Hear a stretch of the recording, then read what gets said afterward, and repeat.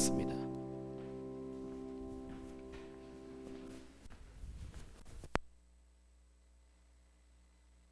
기도하시겠습니다. 사랑의 하나님, 감사합니다. 오늘도 하나님을 예배하는 저희들로 이 자리에 불러주심에 더욱 감사로 예배하기 원합니다. 지난 한 주간 예수님만을 나의 가장 귀한 것으로 여기며 살았는지 돌아봅니다. 하나님 앞에 연약함 투성이지만 그렇기에 더욱 하나님께만 의지하여 이 자리에 나아온 저희들을 긍휼히 여겨주시고 하나님의 자녀로 새로운 삶을 이미 허락하셨음을 깨닫고 더욱 은혜 앞에 엎드리는 저희들 되게 하여 주세요.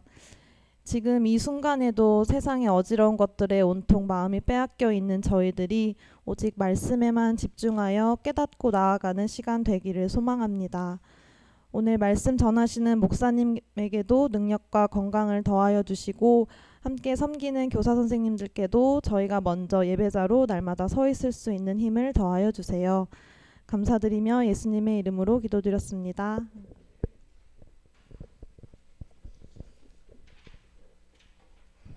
여러분 안녕하세요. 네, 오늘도 안녕. 네, 오늘도 이렇게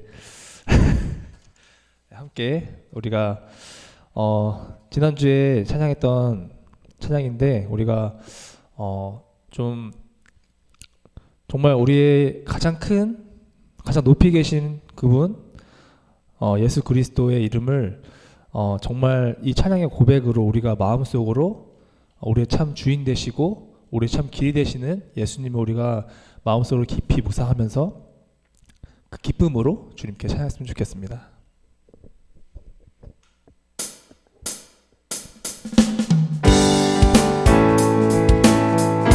우리 다 함께 박수 치면서 우리 예수님의 이름을 높여드리며 이 시간 나아가겠습니다. 모든 이름 위에 뛰어난 이름 예수는 주 모든 무릎 꿇고 경배를 드리세 예수는 만유의 주 모든 이름 위에 뛰어난 이름 예수는 주 모든 무릎 꿇고 경배를 드리세 예수는 다시 한번 해보겠습니다. 모든 이름 위에 뛰어난 이름 예수는 주 모든 무릎 꿇고 경배를 드리세 예수는 만유의 주 예수는 주 온 천하만 부르러라 그 보좌 영광을 돌리세 예수는 주 모든 이름 위에 뛰어난 이름 예수는 주 모든 무릎 꿇고 경배를 드리세 예수는 만유의 모든 이름 위에 뛰어난 이름 예수는 주 모든 무릎 꿇고 경배를 드리세 예수는 만유의 주 예수는 주 온 천하만 부르러라 그 보좌 영광을 돌리세 예수는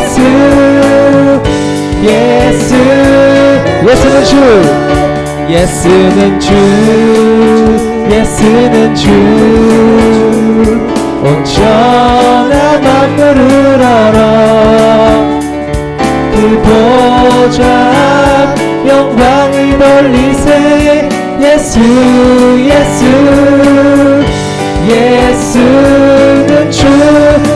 한 번 더 처음부터 고백하겠습니다. 모든 이름 위에, 모든 이름 위에 뛰어난 이름, 예수는 주, 예수는 주.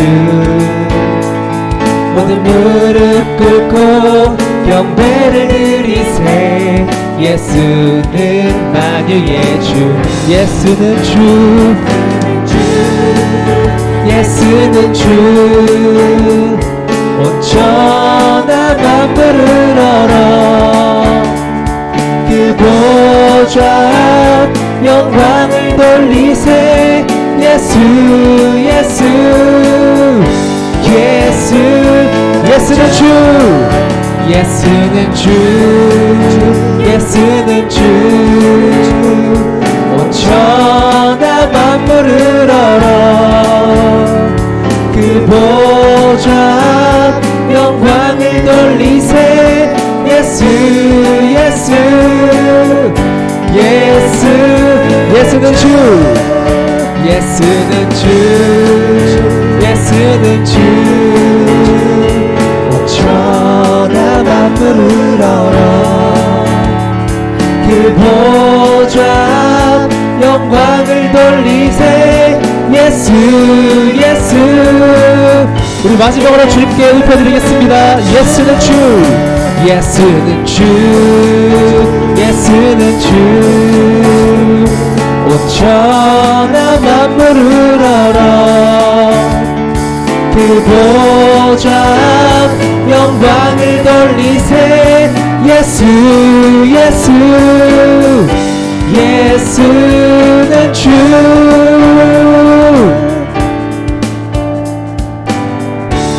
우리의 가장 참 주인 되시는 예수 그리스도의 이름을 높여드리면서 나아가겠습니다. 할렐루야. 그 예수 그리스도께서 우리를 빛으로 불러주셨습니다. 그 부르심 따라서 우리가 정말 하나님께 기쁨으로 이 시간 나아갔으면 좋겠습니다.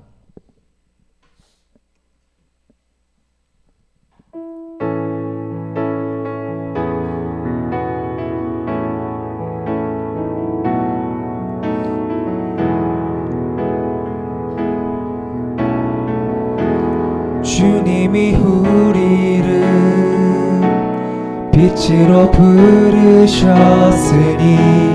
부르심 따라서 나 살기 원해. 거룩한 나라요 주께서 택한 백성이니 주를 의지하여 담대함으로 다시 한 번 더 주님이 우리를, 주님이 우리를 빛으로 부르셨으니 부르심 따라서 나 살기 원해. 거룩한 나라요 주께서 택한 백성이니 주를 의지하여. 우리 다시 한번 우리의 고백으로 주께 나가겠습니다. 주님이 우리를, 주님이 빛으로 불러주셨습니다. 빛으로 부르셨으니 부르심 따라서 나 살기 원해. 거룩한 나라요 주께서 택한 백성이니 주를 의지하여 담대함으로 주님의 빛 비추게 하소서. 어두운 세상 가운데 거룩함으로 주님의 빛 비추게 하소서. 어두운 세상 가운데 일어서도록 주님이 우리를, 주님이 우리를 빛으로 부르셨으니 부르심 따라서 나 살기 원해. 거룩한 나라요, 주께서 택한 백성이니 주를 의지하여 담대함으로 주님의 빛 비추게 하소서. 어두운 세상 가운데 거룩함으로 주님의 빛 비추게 하소서.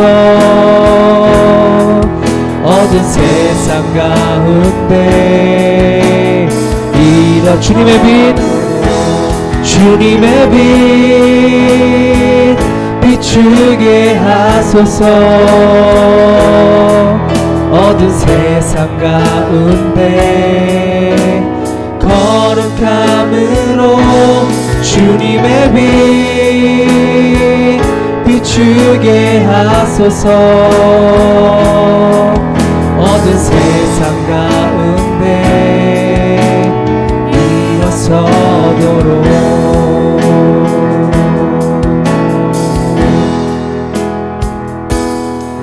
주님 내 길을 잘 아시고 내 걸음 아시네.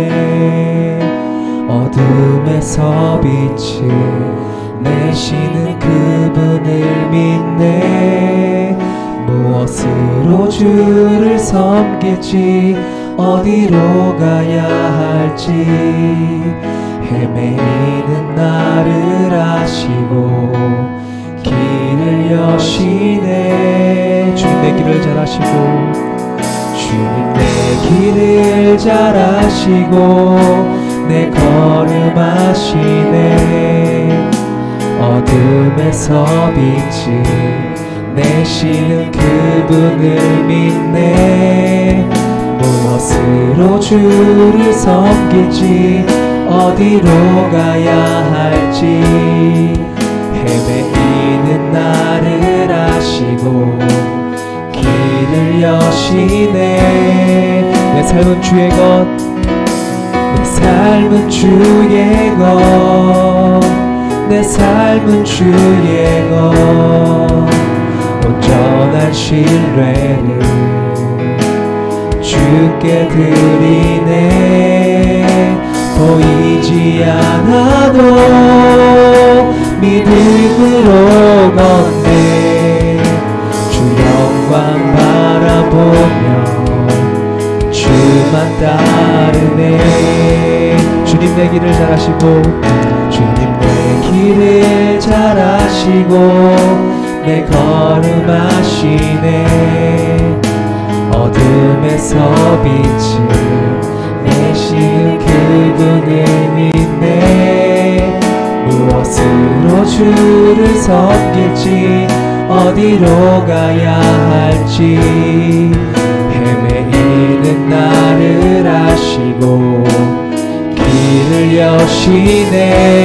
내 삶은 주의 것, 내 삶은 주의 것, 내 삶은 주의 것. 온전한 신뢰를 주께 드리네. 보이지 않아도 믿음으로 걷네. 주 영광 바라보며 우리 마지막으로 내 삶은 주의 것, 내 삶은 주의 것, 내 삶은 주의 것. 온전한 신뢰를 주께 드리네.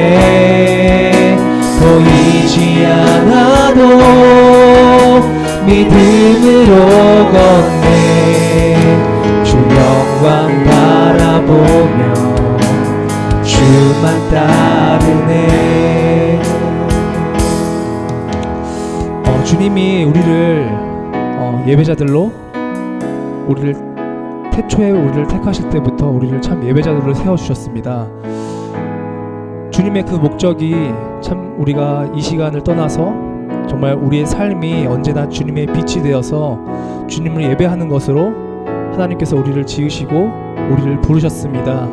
오늘 이 시간 우리가 주님의 그 부르심을 힘입어서 우리가 이 시간 이렇게 기도했으면 좋겠습니다. 하나님, 오늘도 우리가 우리의 삶을 주님께 드리기 원합니다. 우리의 모든 삶은 오직 주의 것입니다.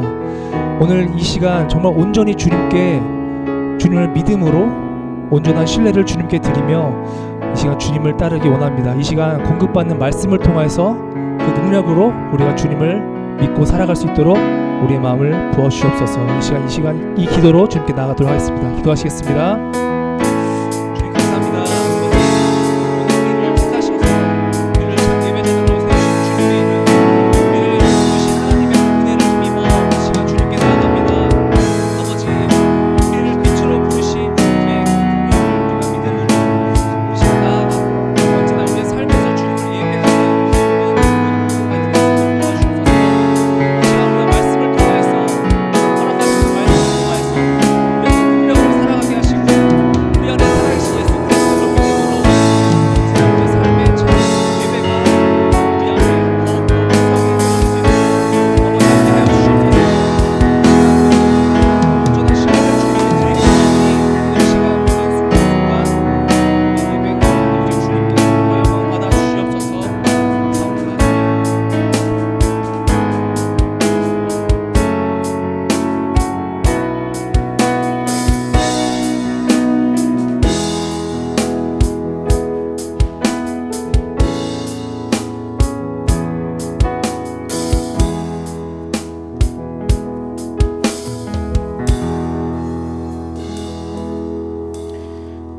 사도신경으로 우리의 신앙을 함께 고백하겠습니다. 전능하사 천지를 만드신 하나님 아버지를 내가 믿사오며 그 외아들 우리 주 예수 그리스도를 믿사오니 이는 성령으로 잉태하사 동정녀 마리아에게 나시고 본디오 빌라도에게 고난을 받으사 십자가에 못 박혀 죽으시고 장사한 지 사흘 만에 죽은 자 가운데서 다시 살아나시며 하늘에 오르사 전능하신 하나님 우편에 앉아 계시다가 저리로서 산자와 죽은 자를 심판하러 오시리라.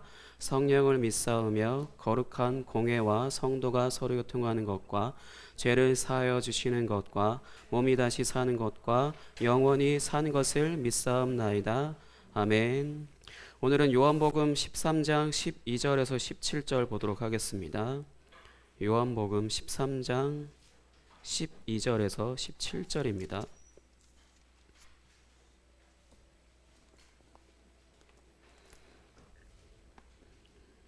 저희가 계속해서 지난 여름 수련회 이후를 10월 달까지 하고 있네요. 그래서 오늘은 환대라고 하는 부분에 지난번에 기억하시는 분은 기억하시겠고 기억을 못 하실 수도 있겠지만 둘째 날 저녁 집회 때 말씀을 가지고 오늘 그거에 대해서 또 이후에 대한 부분들을 나누도록 하겠습니다.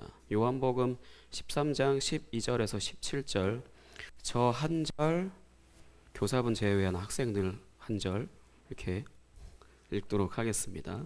저보다 소리가 작으면 예배 시간이 2배로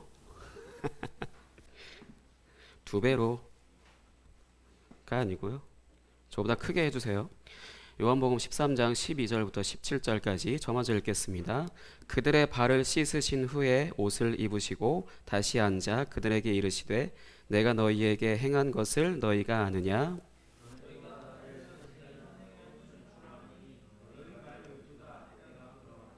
내가 주와 또는 선생이 되어 너희 발을 씻었으니 너희도 서로 발을 씻어주는 것이 옳으니라.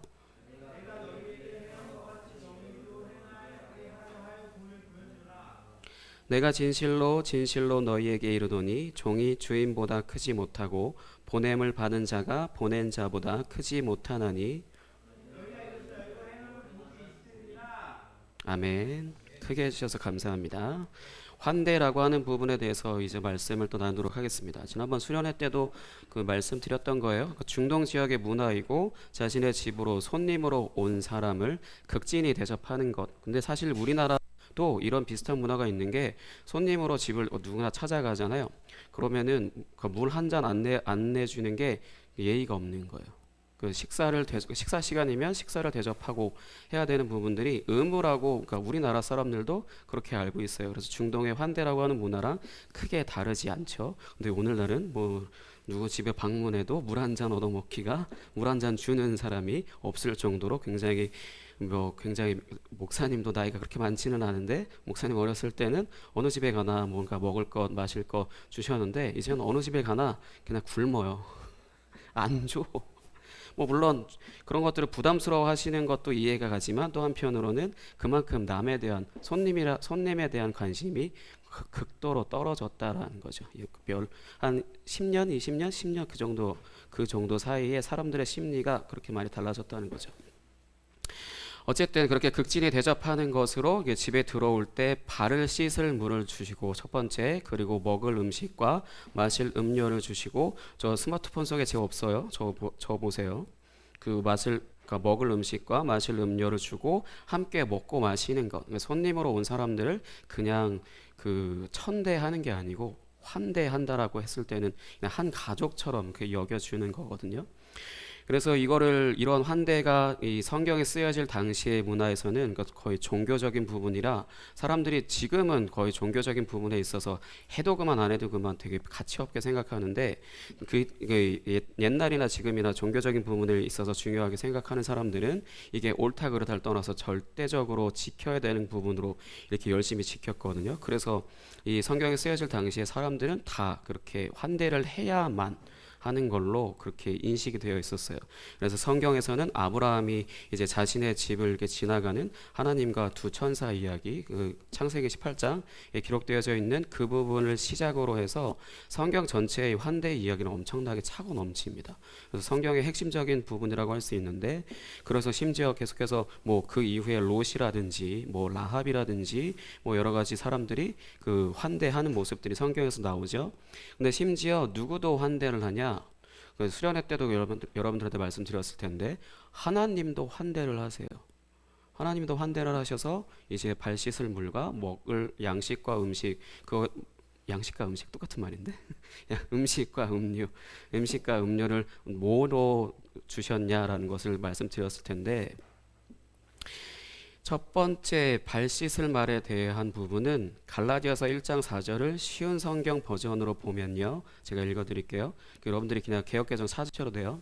쉬운 번역에서는 예수님께서는 하나님 우리 아버지의 뜻을 따라 이 악한 세상에서 우리를 건지시고 우리 죄를 씻기 위해 자기 몸을 바치셨습니다 라고 번역되어 있어요.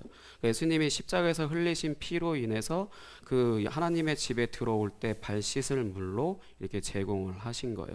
예수님의 피가 발 씻을 물밖에 안 되냐, 이런 느낌이 저도 이렇게 말씀을 전할 때마다 드는 생각이, 그렇게 가치 없는 피가 아닌데 라는 생각이 드는데, 한편으로 어떤 마음이 드냐면, 이거 없이는 못 들어가는구나.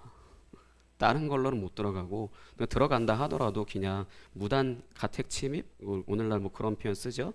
그런 것처럼 돼버리지, 하나님의 가족으로서 하나님의 집에 들어가는 것은 무조건적으로 예수님의 피로 인해서 죄 씻음 받은 사람만 들어갈 수 있겠다라는 생각이 딱 들더라고요.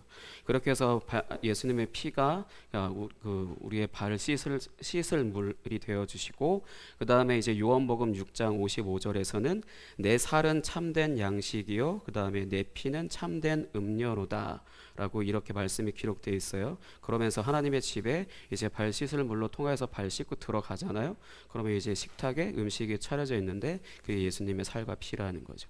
그렇다고 우리가 예수님의 살과 피, 인육을 먹고 뭐 사람의 피를 마신다 그런 게 아니라, 어떤 상징적인 의미로서 예수님 자신의 그 몸을 빵으로 비유하고 그 다음에 피를 음료로 비유하잖아요. 그런 것처럼, 그러니까 예수님이 하나님의 집에 예수님 그분 자체가 음식이라는 거죠. 음식과 음료라는 거예요. 그 부분에 있어서 이제 이것을 우리는 성찬이라는 것으로 인해서 많이 이런 비유를 계속해서 들었죠. 그래서 예수님의 살과 피가 뭐다라고 물어봤을 때, 제가 지금 이렇게 지나가도 여러분들이 그거를 그냥 내가 예수님의 살을 인육을 먹는 건가, 그런 생각을 하시면 여태까지 성찬을 한 번도 참여를 안 하셨든지 아니면 성찬 사경회를 비롯한 모든 성찬 설교를 한 번도 들어본 적이 없으신 거예요. 왜냐하면 우리는 설명을 차고 넘치게 했어요. 예수님의 몸과 예수님의 그 피를 마시는 게 어떤 의미인지, 그게 왜 음료이고 왜 음식인지는 차고 넘치게 표현을 했습니다. 그런 것으로 인해서 우리는 성찬이라는 것을 통해서 예수님의 살과 피를 먹는다라는 것을 배웠는데, 또 한편으로는 지난주에 말씀을 전한 예배라는 것도 우리가 주님의 살과 피를 먹고 마시는 거예요. 날마다 우리가 예배하는 이유가, 매주 우리가 공동체로서 모여서 예배하는 이유가 그냥 하나님 앞에 예배 드린다라는 것도 있지만, 그 예배라는 것은 하나님의 집에 들어가서 하나님께서 차려주시는 양식과 음료를 먹고 마신다는 거예요. 왜 양식과 음료를 먹고 마시냐? 이 세상에서 하나님이 공급해 주시는 그런 영양분으로 살아가는 사람들로 하나님께서 이렇게 택해서 부르셨다라는 거죠. 그러니까 여러분들을 예배 시간에 온다라는 것도, 누구는 자원해서 왔겠지만 누구는 끌려왔을 거고, 누구는 그렇게 억지로 어찌됐든 간에 그렇게 여러 가지 모양으로 왔겠지만 하나님께서 부르시지 않으면 여기 못 들어옵니다. 그래서 여러분들은 태어날 때부터 내가 모태신앙이었든 그렇지 않았든 여기 안에 들어와서 예배 시간에 들어온다라는 것도 하나님이 부르셨기 때문에 여러분들이 거기에 응답해서 오신 거라는 거죠. 목사님이 쫓아낼 권한도 없고, 목사님이 끌고 와도 여러분들이 환주된 걸 끌려온다 하더라도 그 다음 주부터 안 오지.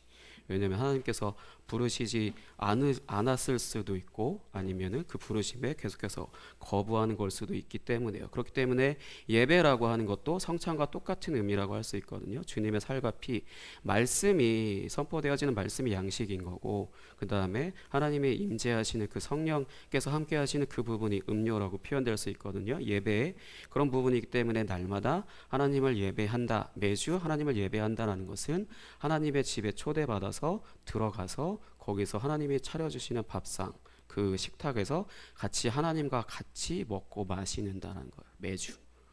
그렇기 때문에 이 세상을 살아갈 때 나의 삶이 끝나는 그날까지 하나님의 것으로 내가 이 세상을 살아갈 수가 있다는 거예요. 그렇기 때문에 예배에 실패한다, 그러면은 이런 참여를 하지 않았다는 거고, 예배에 빠진다, 내가 거부했다라는 거고, 그러니 당연히 하나님의 것으로 살기보다는 내 힘, 내가 가진 거, 나로 모든 환란을 다 겪어야 되고, 나로 모든 문제를 다 해결해야 되고, 나로 모든 상처를 다 받아내야 된다는 거죠. 근데 하나님 앞에 예배한다 했을 때는 하나님께서 보호해 주시는 그 집 안에 들어가 있기 때문에 우리에게 허락하신 고난만 우리가 받으면 돼요. 근데 거기서 내가 예배하기 싫고, 그래서 예배 시간에 딴짓하고 있고 다른 거 하고 있고, 그러면 당연히 그 예배에 실패했기 때문에 하나님의 것을 누릴 수가 없게 되죠. 내 힘으로 살아야지. 모든 걸 내가 다 감당해야 되고 다 내가 책임을 져야 되는 거예요. 하나님께서 우리에게 뭔가 요구하신 것이 없잖아요. 환대라고 하는 것은 그냥 지나가는 사람이든 그냥 임시로 잠깐 왔든지 간에 그냥 하나님께서 그 집안에 있는 주인이 그 모든 것을 발 씻을 물이거나 먹을 양식, 그 다음에 마실 음료까지 다 제공해주고, 심지어 자고 가야 된다라고 한다면은 그 어떤 방도 내주기도 하고, 그렇게 해서 그 거의 가족처럼 여기는 건데, 그 부분에 있어서 우리가 하나님의 집에 초대받았을 때는 초대받았기 때문에 왔고, 그 다음에 먹을 거 주시고 마실 거 주시고 재워주시고 입혀주시고 다 하시잖아요. 근데 우리가 그걸 왜 싫어해요? 자존심 때문에, 내 자존심 때문에 싫다는 거죠. 누군가 나를 불쌍히 여긴다, 좋아하는 사람이 어디 있어요? 자존심이 셀수록 그런 걸 너무 싫어하기 때문에 하나님이 우리를 불쌍히 여기신데 싫어, 짜증나, 자존심 때문에. 그러니까 아무리 복음이 좋은 거다, 그래서 하나님께서 모든 걸 다 책임져 주신다, 엄청난 것들을 하나님께서 제공해 주셔도 no thank you, 내가 할 거야. 그래서 여러분들이 몇 년 전 초등학생 때, 아니면 지금도 사춘기이신 분들은 그럴 수도 있겠지만, 내가 할게, 엄마가 뭔가 해주려고 그러면 내가 한다고, 아빠가 뭔가 해주려고 그러면 내가 한다니까 그러잖아요. 그것처럼 하나님 앞에 내가 한다고 이렇게 얘기하고 있는 거예요. 하나님이 다 차려주시고 먹여주시고 입혀주시고 다 준비해 주셨는데 내가 한다니까, 그 앞에서 이러고 있다는 거예요. 우리가 그 부분에 있어서 하나님이 모든 것을 다 책임져 주신다 하더라도 우리는 우리 스스로 거부하기 때문에 그걸 못 누린다는 거죠. 자존심 때문에. 이걸 성경적으로 표현하면 옛사람, 그래서 옛사람이 죽어야만 한다는 거예요. 내가 자존심을 버린다는 것도 내가 죽는 거잖아. 그렇기 때문에 옛사람이 죽지 않는 이상 불가능하다는 거죠. 뭔가 그 하나님의 것을 누린다는 것을. 그리고 이렇게 하나님의 집 안에서 함께 식사하는 것이 우리에게 주는 의미는, 그래서 하나님이 늘 그렇게 뭔가를 먹을 것을 그러니까 만들어 주시고, 그리고 마실 음료 주시고, 그리고 우리를 초대하셔서 그냥 먹고 마시라고 하시는 것은 어떤 의미가 되냐면 하나님의 가족이 됐다는 거죠. 하나님의 가족이 됐다는 거예요. 환대라고 하는 것은 그 손님을 거의 그냥 우리 가족과 같이 여기는, 가족으로 여기는 그런 것도 있는데, 그 부분에 있어서 하나님께서 예수님의 그 피를 통하여서 우리의 죄를 씻으시는 그런 씻으시고, 그리고 나서 예수님의 살과 피를 먹게 하셨다는 것은 우리를 하나님의 가족으로 초대하셨다는 거죠. 그냥 손님으로 초대하셨다라기보다, 그것도 감사한데 가족으로 초대하셨다는 거예요. 그 부분에 있어서 우리가 매주 주님을 예배하고, 그리고 1년에 한두 번씩 성찬에 참여한다는 것은 우리가 하나님의 집에서 하나님의 가족으로서, 그 다음에 하나님께서 차려주신 음식과 음료를 먹으며 살아간다는 것을 의미하는 거죠. 그러고 나서 이제 그렇게 돼서 우리가 하나님을 먼저는 아빠라고 부를 수 있죠.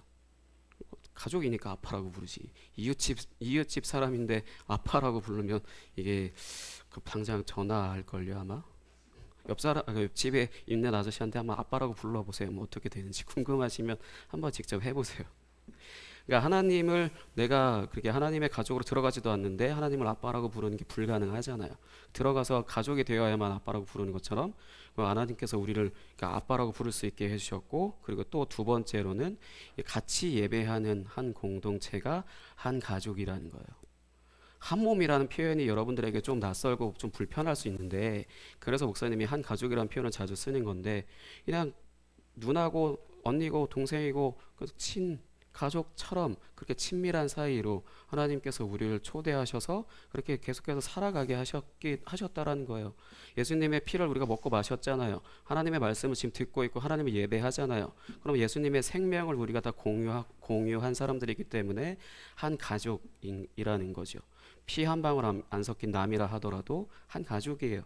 아직은 낯설고 오글오글거리기도 하고 그런 표현들, 그런 마음이 있겠지만, 하나님께서 지금 내 배 은혁이를 앉혀두고 은혁이 뒤에 대열쌤을 앉혀놓은 것도 한 가족으로 이렇게 초대하셔서 오늘 그렇게 앉게 하시고, 색깔도 똑같은데 그렇게 해서 한 가족으로 부르셨다라는 겁니다. 하나님을 아빠라고 부르고, 하나님의 집에서 하나님을 아빠라고 부르고, 같이 예배하는 우리 모두가 그냥 가족인 거죠.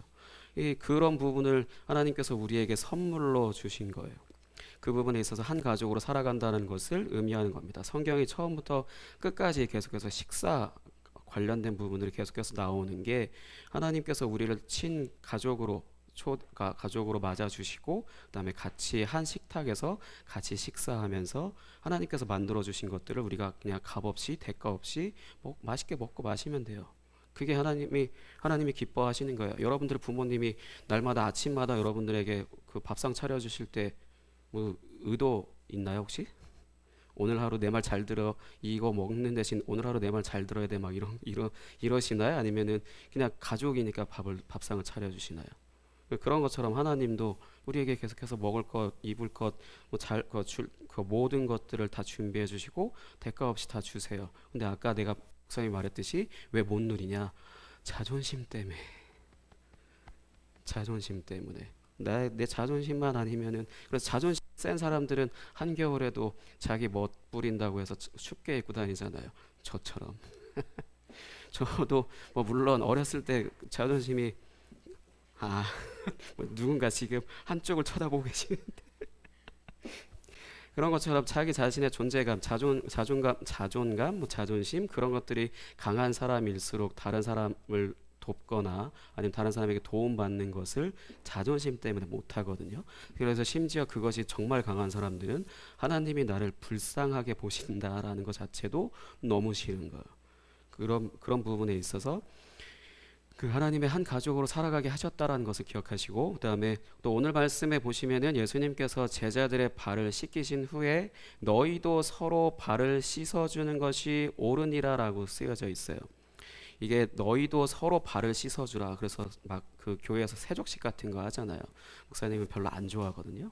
이거 별로 안 좋아하는데 발이 정말 지저분한 지저분한 사람 걸리면 굉장히 불쾌하기도 하고, 그렇게 그 뭔가 이벤트처럼 하기 때문에 별로 안 좋아해요. 세족식의 진짜 의미가 뭔지를 설명하고 그 의미대로 우리가 서로 섬기자라고 해서 세족식을 하면 좋은데, 그게 아니라 그냥 세족식을 해서 그냥 뭔가 이벤트성으로 해놓고 그러고 나서 뭔가 좋은 말만 이제 골라서 얘기하는데 저 별로 안 좋아합니다.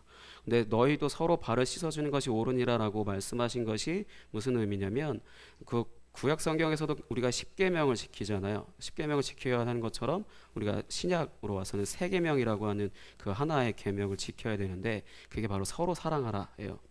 서로 사랑하는 거에 대해서 그냥, 그래서 목사님이 제일 싫어하는 게, 찬양인도자들이 갑자기 모든 찬양인도 하시는 분들이 갑자기 귀가 쫑긋할 것 같은데 제가 제일 싫어하는 말, 주님의 사랑으로 사랑합니다. 이 표현 제일 싫어합니다. 왜냐면 말만 하는 걸로 늘 겪어왔기 때문에 안 좋아해요. 그래서 그런 표현 같이 이 주님의 사랑으로 사랑합니다 얘기합시다 그러면은 목사님은 그냥 이 정도만 얘기하고, 그래서 목사님은 말로 하는 것보다 행동으로 하는 것을 먼저 하는 것을 더 좋아하기도 하거든요. 이게 서로 사랑하라가 근데 무슨 뜻인지 알아야 사랑을 할 거 아니에요. 그 부분에 있어서 어떻게 어떻게 실천을 해야 하는 것인지에 대해서 그 방법을 알려주시는 게 바로 그 발을 씻어주는 거예요. 예수님이 그렇게 그렇게 직접 하셨죠. 그래서 예수님이 그 어떻게 발을 씻으셨냐? 예수님께서 제자들의 발을 씻으실 때 무릎을 꿇었습니다. 제자들 앞에 무릎을 꿇었어요. 옛날이나 지금이나 무릎을 꿇는다는 것은 상대방 앞에서 뭔가 권위적인 모습을 하나도 보이지 못하는 거잖아요. 이렇게 에헴하고 있고 뒤치고 있고 뭐 이렇게 하고 있어, 어른처럼 이렇게 하고 있어야 뭔가 권위를 나타내는 것 같이 그 옛날이나 지금이나 똑같은데, 예수님은 제자들 앞에 무릎을 꿇으셨어요. 먼저. 이게 굉장히 충격적이고 혁명적인 의미라고 할 수 있는데, 왜냐하면은 예수님이 랍비라고 불리기도 하고 주님이라고 불리기도 해요. 근데 여기서 랍비라고 하는 사람은 절대 자기 제자들 앞에 무릎을 꿇을 수 없습니다. 거의 법적인 것처럼 여기는 것처럼 절대 무릎을 안 꿇어요. 왜냐하면 권위를 지켜야 되기 때문에. 그래서 권위가 무너지면 그러니까 밑에 있는 사람들이 따르지 않기 때문에, 권위주의로 나가는 사람들은 뭔가를 진짜 리더에 있는 사람들은 그 권위를 지키기 위해서라도 굉장히 권위적인 모습을 잃지 않으려고 하거든요. 그렇기 때문에 랍비는 그렇기 때문에 무릎을 꿇지 않는데, 예수님은 무릎을 꿇습니다. 무슨 의미냐면 겸손을 나타내신 거예요. 예수님이 겸손하신 분이다라는 것을 나타내신 것이고, 그 부분에 있어서 우리에게 너희도 서로 사랑하라 했을 때 너희도 서로에게 겸손하라라는 거예요. 권위를 내세우거나 내 자리의 위치나 뭔가를 요구하는 게 아니라 상대에게 겸손이 대하라는 거죠. 그게 먼저 그 발 씻으는 거의 첫 번째 그런 부분이고, 그리고 또 한 가지는 발을 씻으셨다라는 것은, 발이 굉장히 지저분한 신체 부위 중에 지저분하잖아요. 그리고 지금 우리는 신발을 신고 있고 양말을 신고 있기 때문에 그냥 뭐 깨끗하게 하루를 보낼 수 있긴 하겠지만, 이 성경이 쓰여질 당시는 뭐 사막에 모래바람이 불고 저희가 생각하는 뭐 쪼리 같은 거, 그런 거나 겨우 신고 있었을 거거든요. 그럼 발이 어떻겠어요? 엄청나게 지저분할 거 아니에요. 근데 그거를 닦아주라는 것은 무슨 의미냐면, 그래서 예수님이 바로 직전에 베드로가 몸을 목욕을 시켜달라 이런 표현을 했을 때, 목욕을 한 사람은 깨끗하지만 그 발은 그 발에 대해서 또 따로 얘기하신 부분이 있는데, 늘 목욕을 하면 온몸은 깨끗하지만 발은 어쩔 수 없이 지저분해지잖아요. 이게 무슨 의미냐면, 구원을 받아서 새 사람이 되었다 하더라도 그 사람이 이 세상을 하루 이틀 살아가면서 죄에 물들 수밖에 없다는 거죠. 더럽혀질 수밖에 없다는 거예요. 그거를 서로의 그런 더럽혀진 부분을 닦아주라는 것인데, 서로의 허물, 그다음에 연약함을 감당하라는 소리입니다. 그 부분이 서로 사랑하라라고 하는 그 새 계명의 실천하는 방식이에요. 그렇기 때문에 이 부분은 또 어떻게 나타나냐면, 아까 예수님이 무릎을 꿇은 것으로 겸손을 나타내셨다면, 이제 그 서로의 연약함을 감당한다는 것은 어떻게 나타나냐? 친절. 서로에게 친절하라는 거죠. 서로에게 막대하지 말고 친절하라는 거죠. 서로 그 부분까지, 연약함까지, 허물까지 감당할 정도로 친절을 베풀라는 겁니다. 근데 오늘날 친절도 불편한 단어가 됐죠. 그래서 친절을 베풀면 내가 요구하지도 않았는데 왜 나한테 친절을 베푸냐는 식으로 말은 하진 않지만 표정으로 다 말하고 있거든요. 그런 식으로 친절도 요새는 함부로 하지 못하는 시대인데, 그래서 심지어 예전에, 요즘엔 그런 말을 들어본 적 없지만 예전에는 막 목사님도 전도하러 나가잖아요. 그러면은 그러고 나서 예수님이 당신을 위해서 죽으셨습니다라고 그러면 뭐라고 얘기하는지 알아요? 나 부탁한 적 없어요. 예수님의 그 우리를 향한 그 친절과 사랑을 그거를 얘기하면은 나 그렇게 부탁한 적 없다고. 그다음에 또 심지어 예를 들어서 또 한편으로는 죽을 상황에 있는 사람을 구해줘도 뭔가 예를 들어서 뭐 내 몸에 손 댔냐 뭐 이런 말들 먼저 나오기도 하고, 그런 것처럼 친절을 베풀어도 역반응이 나오죠. 그런 부분들이 있을 수도 있는데, 그래서 교회 다니시는 분들 복음을 전한다 하더라도 그걸 받아들이지 못하는 분들은 아까 목사님이 얘기했던 것처럼 자존심 때문에, 친절도 자존심이 센 사람들은 못 받아들여요. 그래서 연약함을 감당하고, 그래서 상대방의 연약함을 내가 감당하기 위해서 돕거나 하려고 했을 때 계속 노 땡큐 하는 거는 내가 싫으니까, 내가 힘들고 불편해도 나 스스로 감당할 거다라는 그 자존심이 하도 강해서 친절을 누군가 베풀어도 노 땡큐, 노 땡큐 하죠. 지금 당장 굶어서 배고파서 힘들어도 뭔가 먹을 거 사주려고 그러면 싫어, 괜찮아. 나 자존심 때문에. 뭔가 추워서 이거 옷이라도 좀 입혀주려고 그러면 대타고, 또 그것도 자존심 때문에. 물론 목사님이 그냥 좀 요즘은 그 뭐지 좀 그냥 대충 말해서 이렇게 말을 하는 거지만, 요즘은 정말로 옛날에 비해, 옛날이라고 하니까 굉장히 나이 들어 보이네. 옛날에 비해 친절을 베풀면 오히려 감사합니다라는 말이 아니라 뭔가 욕이 안 나오면 다행인 상황이 많거든요. 근데 그러나 저러나 어찌됐든 간에 그 자존심이 그 사람이 세든 안 세든 상관없이 하나님의 사랑은 친절로 나타납니다. 좋으나 싫으나, 내가 좋으나 싫으나 하나님은 친절을 베푸시지 그러니까 우리가 한 것에 대해서 보상을 하시는 분이 아니시거든요. 근데 자존심이 센 사람, 옛사람이 아직도 교회를 오래 다녔으면서도 옛사람이 안 죽은 사람, 하나님 앞에 어떤 그런 하나님의 친절을 불편해하죠. 그래서 다른 사람들의 도움을 받는 거, 도와달라고 말하는 거, 자신의 연약함을 드러내는 거 절대 못합니다. 자존심이 하도 강해서. 그런 분들은 굉장히 교회 다니셔도 복음을 들어도 하나님의 은혜를 경험하거나 그렇게 하기에는 너무 힘들겠죠. 왜 그러겠어요? 본인이 자존심이 세서. 그래서 성경은 어떤 방법을 제시한 게 아니라 죽으라라고 표현한 거예요. 옛사람이 죽어야만 한다는 거. 내가 죽지 않으면 하나님의 은혜를, 앞에 엄청난 것들이 있다 하더라도 그거를 노 땡큐 하고 있습니다.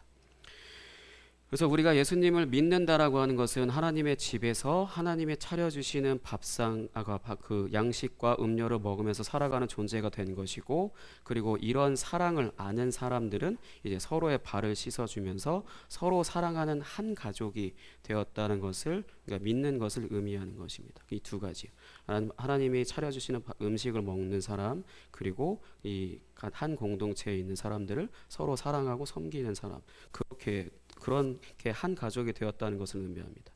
이 두 가지가 뭐가 같냐면 동전의 앞면과 뒷면과 같아요. 앞뒷면과 같아요. 그래서 동전이 한 면이 없으면 그건 가치를 하나요? 그 동전이 500원짜리가 있어요. 그 500원짜리가 학이 없어요.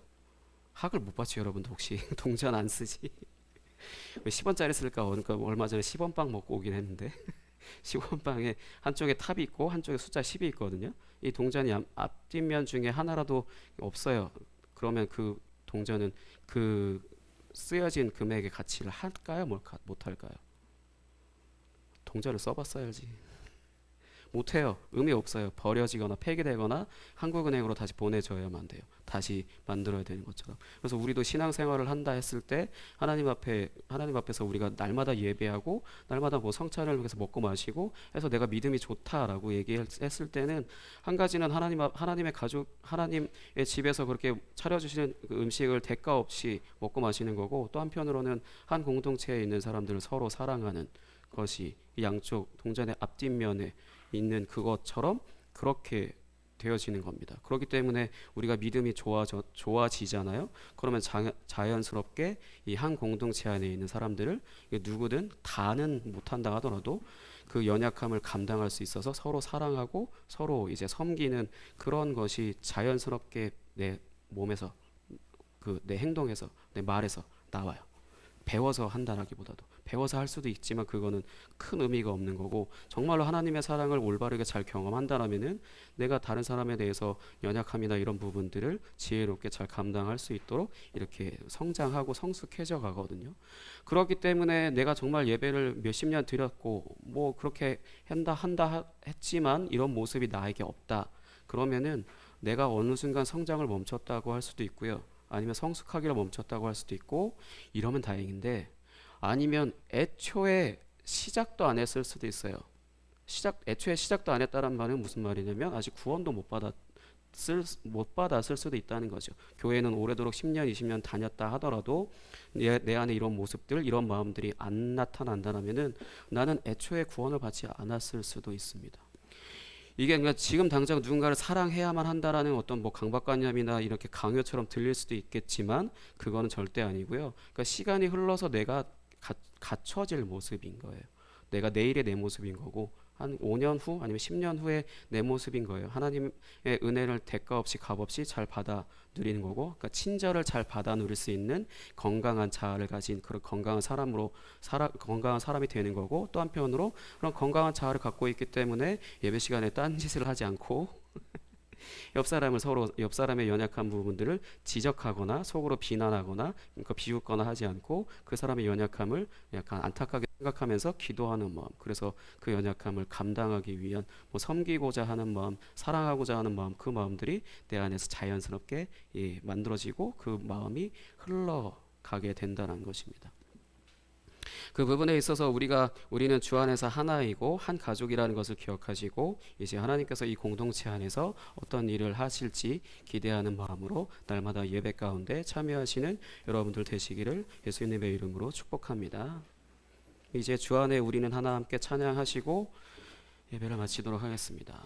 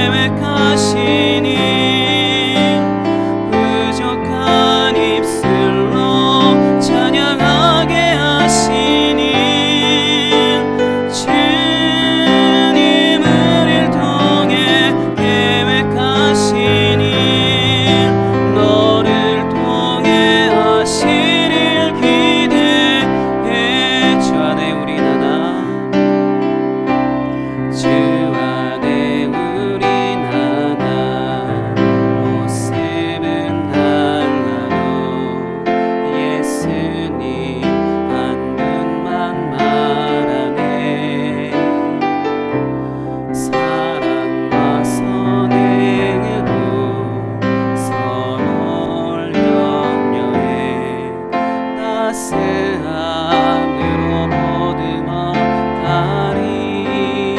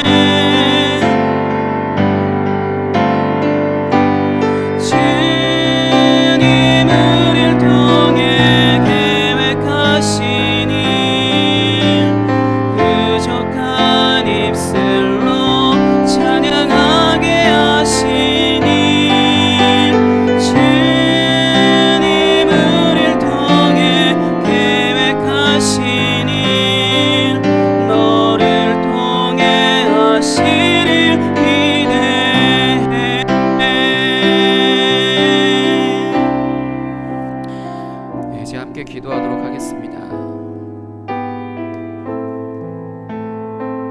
하루아침에 한 가족 되기 어렵죠. 지금 함께 살고 있는 진짜 가족도 수십 년 살아도 하나다라고 하는 말, 한마음이다라고 할 그런 말 하는 것도 쉽지 않죠. 근데 교회에서 일주일에 한 번 보는데 무슨 한 가족이냐 이런 생각을 하실 수도 있어요. 근데 그 부분에 있어서 내가 한 가족 되기 위해 노력하는 게 아니에요. 하나님께서 나에게 선물로 주신 사람들이다라는 것을 믿어지고 그것으로 인하여서 하나님이 정말로 한 가족 되게 하셨구나라는 것들을 경험하게 하실 때, 서로 그런 마음이 들게 하실 때 그것으로 자연스럽게 되는 거예요. 근데 그게 되어지지 않는다라면은 방금 말씀드렸듯이 우리가 예배를 잘못 드린 걸 수도 있고요, 정말로 하나님을 잘못 믿고 있는 것일 수도 있어요.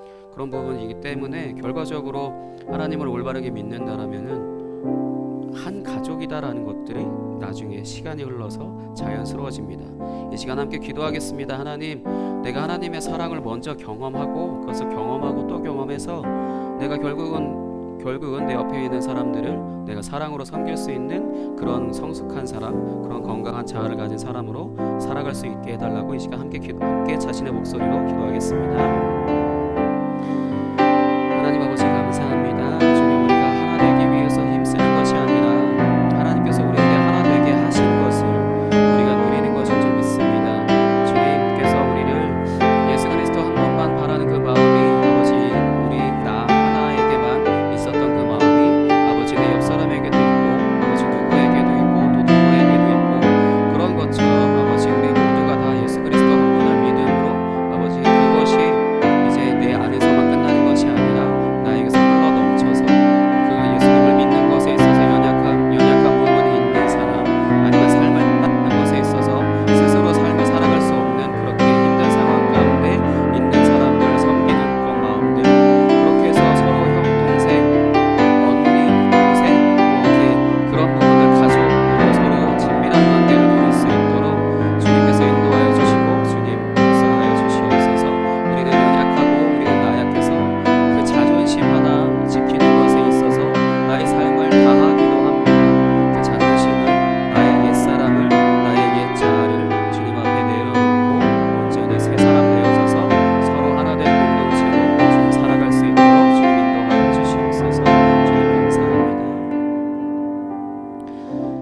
하나님 아버지 감사합니다. 예수님을 십자가에서 죽게 하셔서 그 흘리신 피로, 그 피의 대가로 우리의 죄를 씻어 주셨고 우리가 또한 그렇게 해서 하나님의 집 안으로 들어가 하나님께서 예수 그리스도의 그 몸과 그 살과 피를 먹고 마심으로 인해 그것이 우리에게 하나님의 말씀으로 그리고 하나님의 생명으로 우리에게 공급해 주시는 예배를 통하여 성찬을 통하여서 주님께서 날마다 우리에게 먹을 양식과 마실 음료를 공급해 주셔서 이 세상을 살아가는 데 있어서 하나님의 자녀로 살아갈 수 있는 그 힘을 공급해 주시는 줄 믿사오니 우리가 날마다 매주 모여 주님을 예배할 때 그런 우리에게 공급해 주시는 그 힘을 공급받게 하여 주시고 그리고 우리가 한 사람 한 사람 그리스도인으로 하나님의 자녀로서 올바르게 잘 성장해가고 잘 성숙해져 가는 그런 시간 가운데 우리에게 허락하신 모든 사람들을 하나님이 주신 선물로 생각하며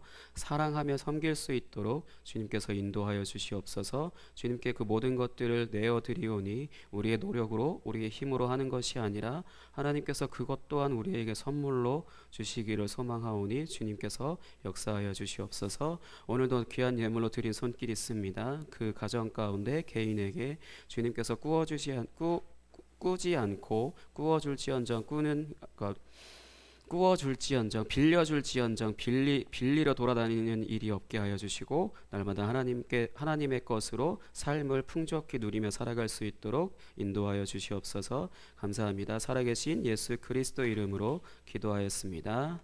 아멘.